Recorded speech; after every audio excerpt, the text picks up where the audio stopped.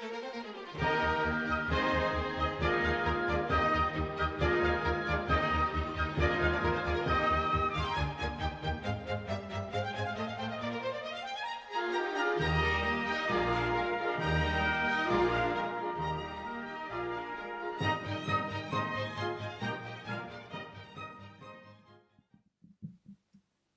Rob Shelton, rhetoric school headmaster. That means I'm your headmaster. And the three panelists here present another form of natural evil. Yes, that's what, as far as you're concerned. My qualifications are that I know these two guys.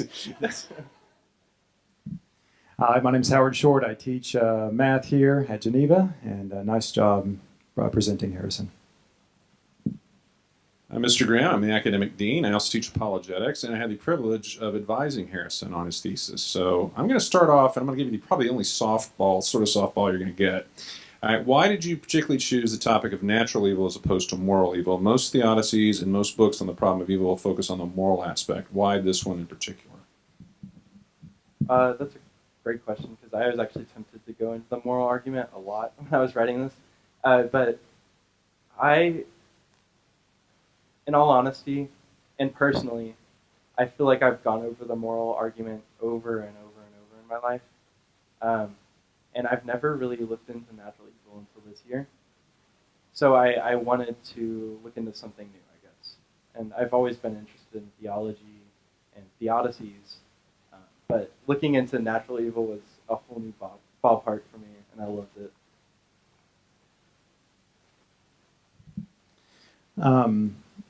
If I recall correctly, part of your thesis was that God could not have made a world with as much good and with less evil. Was that one of the claims? Yeah, yes, sir. It was more the quality and quantity of evil in the world is necessary for the quality and quantity of good. Okay.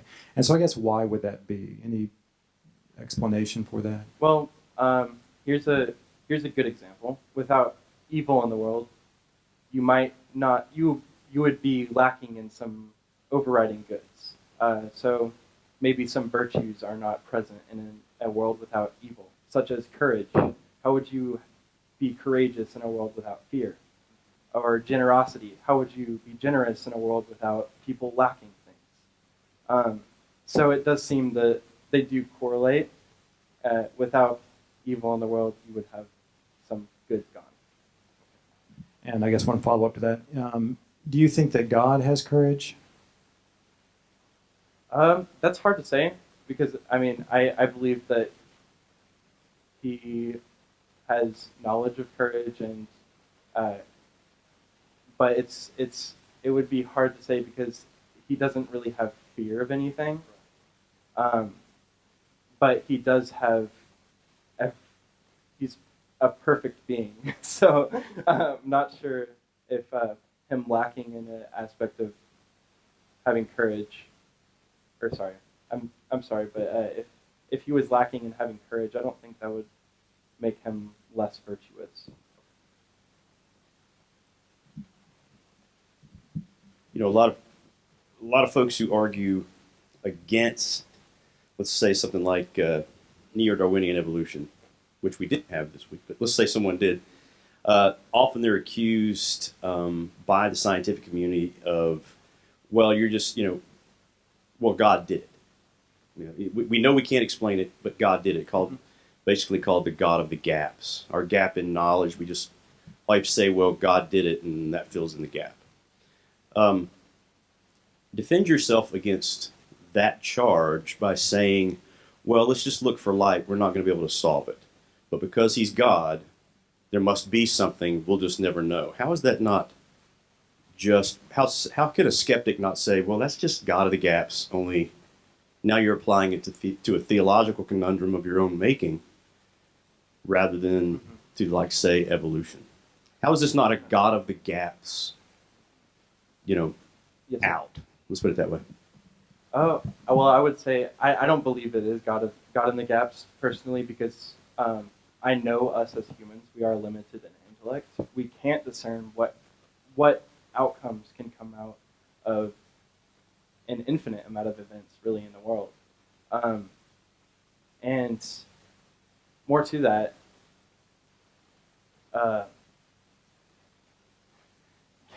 well, if I lost my train of thought, sorry. But yeah, that it's okay. But can you rephrase it one more time? Sorry, I don't know why I lost my train of thought. I would love to, but I don't know where you were going. No, I'm just kidding. No, here.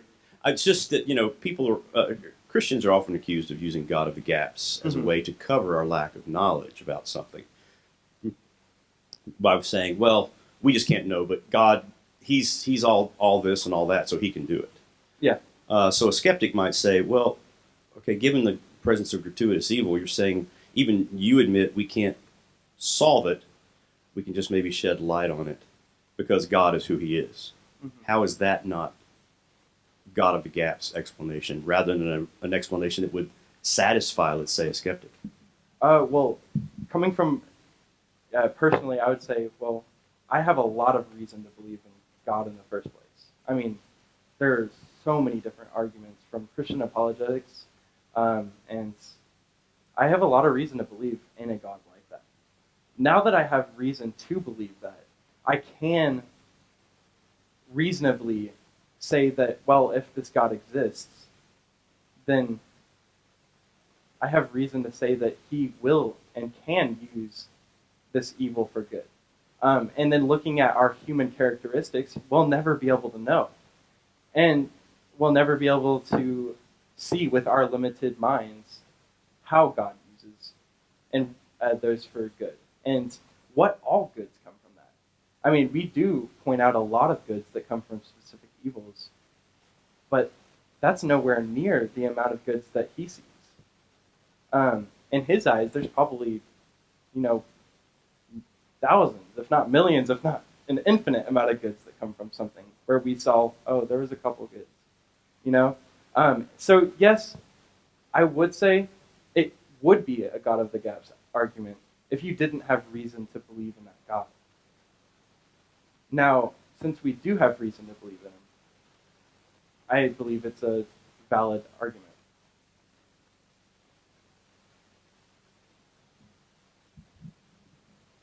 Okay, you started off your thesis when you talked about two hurricanes, and then you began part of your justification by bringing out the fact that humankind is in some way responsible for some of these evils. So if humanity had not have sinned, do you think there would not have been things like hurricanes, tornadoes, and earthquakes, or would our lack of sin maybe somehow mitigated the impact on us? What's your thoughts on those evils? Well, I guess natural disasters and isn't really a direct consequence of our sin. It's more the death and suffering that follows. In Genesis, Adam is told to go out and subdue the earth. That could mean you might go out and experience some hardship. Maybe the earth outside of the Garden of Eden had natural disasters. We don't really know. But I don't believe that the direct consequence was, now there's a ton of tornadoes and disease. The main consequence was death and suffering. You mentioned the concept of a feasible world. What exactly is a feasible world? It was creatures feasible for God, that quote. And that was from William Lane Craig in his book. But he was talking more about, I have it right here. So, I'm just those that are, I'm not sure what's, sorry. Oh, I was just curious. It was a unique term. I wasn't sure just what that exactly meant, a feasible world for God. Given that God's omnipotent, are there some worlds that are not feasible, not makeable for God? And if so, why might that be the case? Oh, I see. I'm so sorry. I think he was getting slightly into the moral argument here. So, because he said creatures feasible for God. So they're creatable. And now, how would God, this gets into the free will argument. So whenever he was talking about this, I'm trying to think of the quote, but But anyways, he was going to get into the moral argument, but I was trying to stick to the just the natural evil. Okay. Well, speaking of natural evil and children that perish, part of your theodicy seemed to be a soul-making theodicy, right? There's growth that can occur. We gain courage in situations that are dangerous to us. So I guess where's the growth of the soul-making that occurs for children, or for anyone, I guess, that dies from natural evil? Where's the growth that can happen for them? Where's the soul-making? Growth from death, that's a hard one, but it takes more outside of those who experience it. Now, there's the one example I can think of in the New Testament is when Lazarus died. Immediately, Jesus, when he saw his body, he started weeping, when moments later he would resurrect him from the dead. And we just have to think, weeping with others, why would Jesus mourn when 2 seconds later he resurrected him from the dead? That just shows death from an outside point of view. I'm seeing God's response to somebody else dying. And that brings me closer to God. That's just one good I can see. And not only that, but every one of God's children that will die or has died, they will be resurrected. So in my mind, I don't really view them dying, or that sounds bad, but I don't really view death in itself as an end point. There's more to it. So growth for them, I mean, I'm limited. I don't really know what goods they might experience from dying, but I do know what goods that come outside from it, and from people watching, just like the family of Lazarus, and people reading that story over the generations. They realize how much God cares. And this was not your thesis, but do you think there is any moral growth in heaven that could happen for these individuals, or do we retain the same character we die with? Again, your thesis wasn't about this, but just as an impromptu. I believe, personally, I do think there could be moral growth in heaven, just because we will be embracing God's presence for eternity. How would you not have moral growth if you're embracing God for eternity?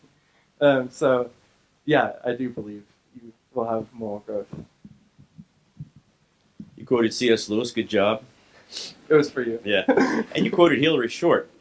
They're linked. Now we know why you're a G.K. Chesterton finalist. All right. Anyway, but yeah. All right. But you did quote Lewis, and you mentioned his take on the difference between love and kindness. I don't know that all of our people here really fully grasp that. Could you unpack that a little bit? What according to Lewis, what is the difference between love and kindness? Well, God's love, if you think about it from a parent's perspective, kind of like what Hick put it, you're not going to spoil your kid to death. I mean, I'm looking at the parent section here. And like Hick said also, you're not going to desire for your children unalloyed pleasure at the expense of their growth. And things like what Paul said, endurance.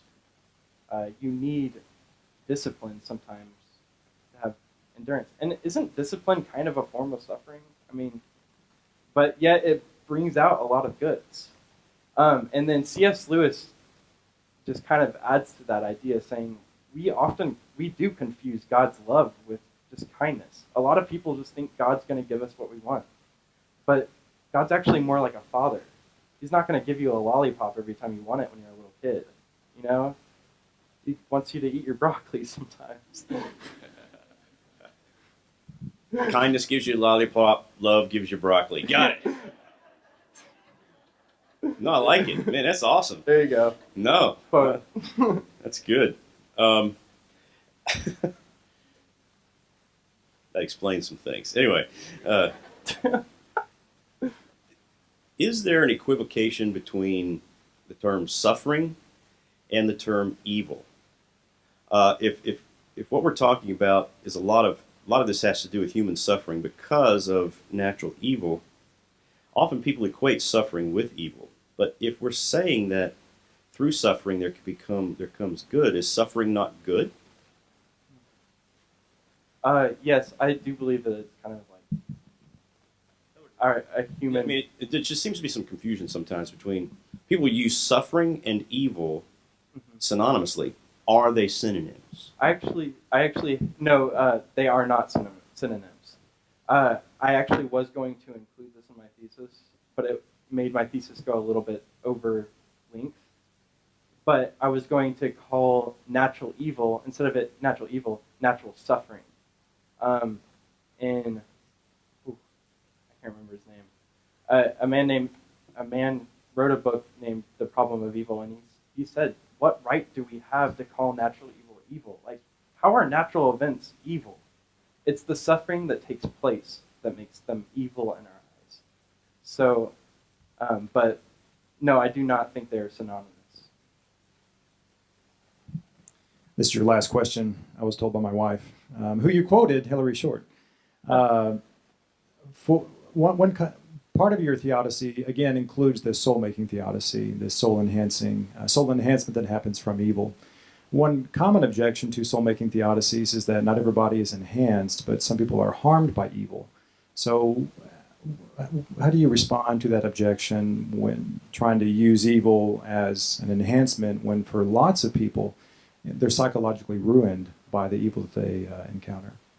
That's a really good question. I believe that every event that happens, like I said in my thesis, could be an infinite amount of goods that come from it. And yes, sometimes people are harmed by suffering, and they turn out to not grow in it. But I believe that God's intent for suffering is for moral growth. And we as humans sometimes don't use suffering like that. We tend to see it as evil. So if we kind of do see suffering or maybe discipline as this evil, which that could be a harm in seeing those as synonymous, then that's where you don't get your moral growth. So I believe that suffering does actually I'm not trying to say that it's their fault if they're not growing from it, but they're not looking at it in the light of God. I believe that we should look at things through a godly perspective, and suffering is one of those things we definitely need to take a fine-tuned look at.